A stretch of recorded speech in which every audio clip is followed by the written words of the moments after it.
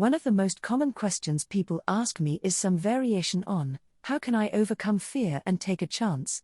A caller to my radio show, for example, couldn't decide whether to take a job in a new city. It was a good job, but it would require him to leave his lifelong home. We all fear change and the risks it carries, but I have to say that everything significant I've ever experienced has involved change. Our soul wants to expand and grow. When we stay with the familiar, just because it is familiar, we are responding to a fear of failure that doesn't support our growth. I suggest you consider a radical idea. What if there is no such thing as failure? Failing is a judgment that we humans place on a given action. Rather than judgment, substitute this attitude: you cannot fail, you can only produce results. Then the most important question to ask yourself is, what do you do with the results you produce? It is better to jump in and experience life than to stand on the sidelines fearing that something might go wrong.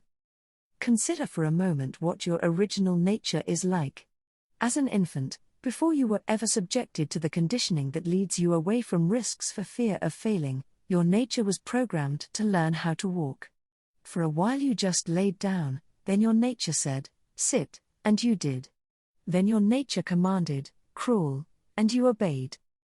In this video, Dyer gives powerful insights on how to overcome fear and anxiety.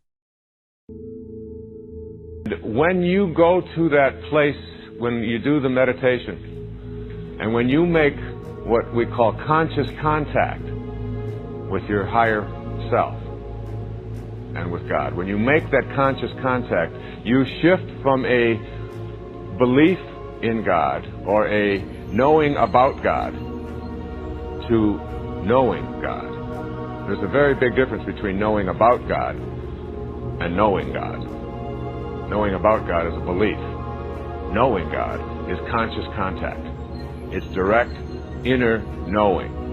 And so you make this inner contact and you have a certainty about what it is that you want to manifest. And that desire that you have is consistent with all 9 of these principles.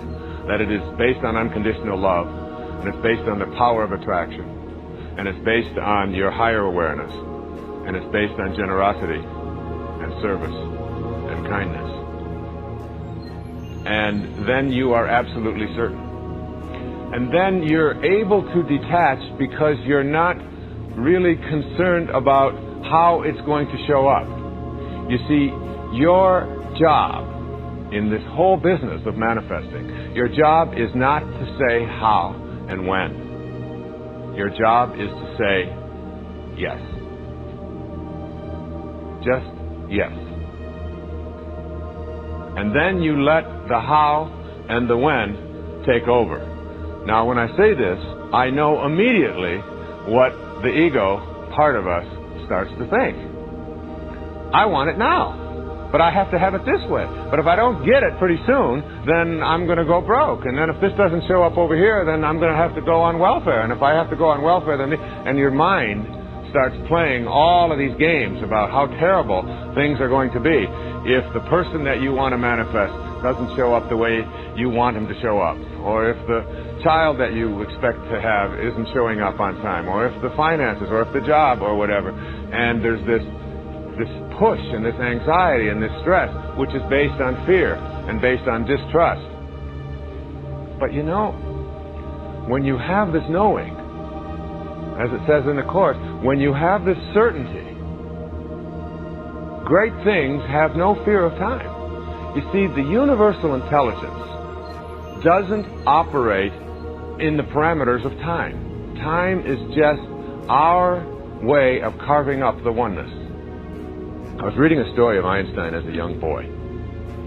And one of the things it said about young Einstein is that when he was a little boy, he picked up a compass. And when he picked up this compass, he noticed that there was something that would move the needle.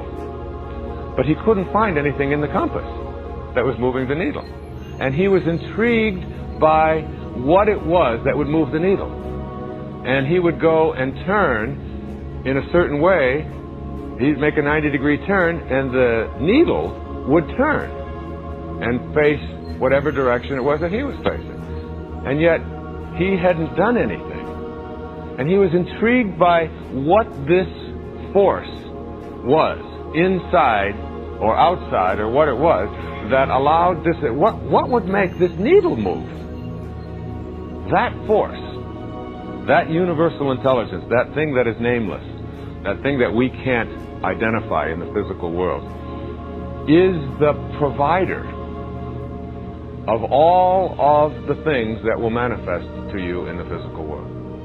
And it is also the source of your life. So that when you have an alignment with that force, what happens is you get very, very peaceful. And when you get peaceful, you stop insisting. You just know. You just know that it's going to show up. And you're not demanding. You're not looking under the leaves for it. You're not asking for any favors. In fact, you understand that this universal force cannot provide special favors because it is everywhere. And if it were just for you and not for someone else, that would immediately make it not a universal force. It would be now someplace that it isn't. There's no favoritism in this. There's just this positive, absolute, unconditionally loving, knowing force in the universe that holds everything together, that you come to honor, to respect, to know. And you know, it's really like changing around your perspective in life. It's like walking a new path.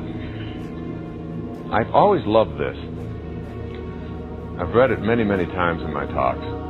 It's a little story by a woman named Portia Nelson. And she was asked, as a group of people were asked, in a seminar, to write down her autobiography. But they said, you only have one page, and you have to write your autobiography in 5 short chapters on one page, the autobiography of your life. That was the assignment. So Portia Nelson wrote her autobiography of her life in 5 short chapters. And this is what she said. Chapter 1. I walk down the street. There's a deep hole in the sidewalk. I fall in. I am lost. I am helpless. It isn't my fault. It takes forever to find a way up. Chapter 2. I walk down the same street. There's a deep hole in the sidewalk. I pretend I don't see it. I fall in again. I can't believe I'm in the same place. But it isn't my fault. It still takes a long time to get out. Chapter 3. I walk down the same street. There's a deep hole in the sidewalk. I see it there. I still fall in. It's a habit. My eyes are open. I know where I am. It is my fault.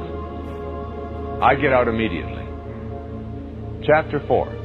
I walk down the same street. There's a deep hole in the sidewalk. I walk around it. Chapter 5. I walk down another street. The story of her life. And it's really the story of higher consciousness, and it's the story of manifesting. Being able to manifest your heart's desire, to align yourself and your intentions with this divine organizing intelligence that is limitless, that is inexhaustible, that is ever expanding, that is abundant, that is all providing and all knowing and everywhere at the same time, is like walking down another street. To align yourself with that and to know that that alignment in itself is enough to bring whatever it is that has particularized, that is individualized into the world that you would like to have show up in your life, and align with the particularization of that divine intelligence that is you, that it's just bringing it all together. It's just a realignment. And it will cooperate with you. The thing that will keep it from working for you is any obstacle to that flow. As I talked about when I was speaking about unconditional love, the minute that you put hatred, anger, bitterness, tension, anxiety, stress in the way of that intelligence, between you and that intelligence, you block that flow. It is a flowing. That's why we use water as a symbol of it.